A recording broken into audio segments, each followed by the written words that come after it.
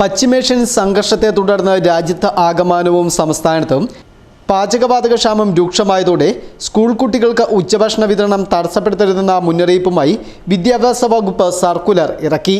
പാചകവാതകം ലഭിക്കാത്ത സാഹചര്യത്തിൽ വിറക് ഉപയോഗിച്ച് ഉച്ചഭക്ഷണം തയ്യാറാക്കി നൽകണമെന്നും സർക്കുലറിൽ പറയുന്നു.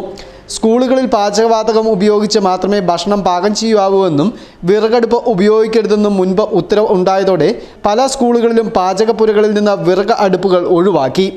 പുതിയ സാഹചര്യത്തിൽ പുറത്ത് അടുപ്പ് കൂട്ടി വിറക് ഉപയോഗിച്ച് സ്കൂൾ കുട്ടികൾക്കായി ഉച്ചഭക്ഷണം പാകം ചെയ്യേണ്ട ഗതികേടിലാണ് സ്കൂൾ അധികൃതർ.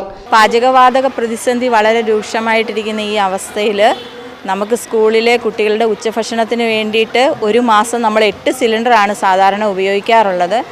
ഇന്ന് 12-ാം തീയതി ആയതേ ഉള്ളൂ. നമ്മുടെ 2 സിലിണ്ടർ തീർന്നു. 30-ാം തീയതി വരെ ക്ലാസ് ഉണ്ട്. പരീക്ഷയാണെങ്കിലും കുട്ടികൾ ഉച്ചഭക്ഷണം ഇവിടുന്ന് കഴിച്ച ശേഷം വൈകുന്നേരം മാത്രമേ സ്കൂളുകൾ വിടാറുള്ളൂ.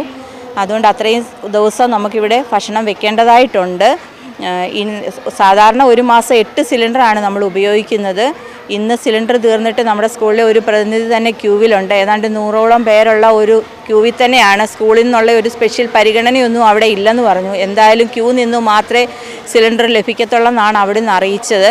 അതുമല്ല, ഗ്യാസ് അടുപ്പ് ഉപയോഗിക്കാൻ പാടില്ല, ഗ്യാസ് അടുപ്പ് മാത്രമേ ഉപയോഗിക്കാവുള്ളൂ എന്ന് പറഞ്ഞതിനാൽ നമ്മൾ വിറകടുപ്പിൻ്റെതെല്ലാം നമ്മുടെ അടുക്കളയിൽ നിന്ന് മാറ്റിയായിരുന്നു. ഇനിയിപ്പം വിറക് വീണ്ടും ഉപയോഗിക്കണം എന്നുണ്ടെങ്കിൽ നമ്മൾ കല്ല് കൂട്ടി പുറത്ത് അടുപ്പൊക്കെ കൂട്ടി വേണം. പിന്നെ വിറകാണെങ്കിൽ ലഭ്യമല്ല, വിറകിനും വില കൂടിയെന്ന് അറിയുന്നു. ഇനി വിറക് നമ്മൾ അതിന് മേടിക്കേണ്ടതായിട്ടുണ്ട്. ഇത്രയും കുട്ടികൾ 400 കുട്ടികൾ പഠിക്കുന്ന ഒരു സ്കൂളിൽ ശരാശരി 7 മുതൽ 9 വരെ ഗ്യാസ് സിലിണ്ടറുകളാണ് ആവശ്യമായുള്ളത്. പല സ്കൂളുകളിലും 1-2 സിലിണ്ടറുകൾ മാത്രമാണ് സ്റ്റോക്കുള്ളത്. പാചകവാതക ഏജൻസികൾക്ക് മുന്നിലും വലിയ ക്യൂ ആണ് ഓരോ ദിവസവും പ്രത്യക്ഷപ്പെടുന്നത്. കുട്ടികൾക്ക് പരീക്ഷ ആരംഭിച്ചെങ്കിലും പല സ്കൂളുകളിലും പതിവ് പോലെ രാവിലെ മുതൽ വൈകിട്ട് വരെ പ്രവർത്തിക്കുന്നുണ്ട്. അതുകൊണ്ട് തന്നെ ഇവർക്കുള്ള ഉച്ചഭക്ഷണവും ക്രമീകരിക്കേണ്ടതുണ്ട്. Festoon news, Mundakayam.